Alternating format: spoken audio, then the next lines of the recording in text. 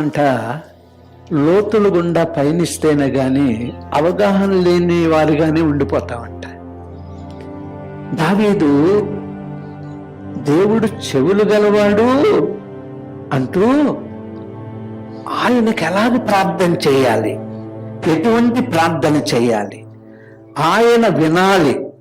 వినాలి అంటే నా హృదయం ఎలాగుండాలి, వినాలి అంటే నా నోటి మాట ఎలాగుండాలి, నా జీవితం ఎలాగుండాలి.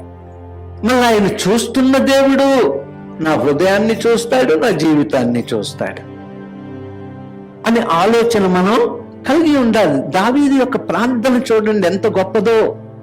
అందుకే చెప్పాను, దావీదు మీద ఉన్నటువంటి గొప్ప అభిషేకం, రాజ్యాధికారం, సింహాసనం, మధ్యలో వచ్చిన రాజులందరూ కూడా అటువంటి అభిషేకం లేదు. మళ్ళా ప్రభు అయిన యేసుక్రీస్తు వారి దగ్గరికి దావీదు తప్పు చేశాడు, కానీ ఒప్పుకోవడం మామూలుగా కాదు. కన్నీటితో, భారముతో, ఆయన కన్నీళ్ళంటే పరుపు తేలుతూ వెళ్ళిపోతూ ఉందంట.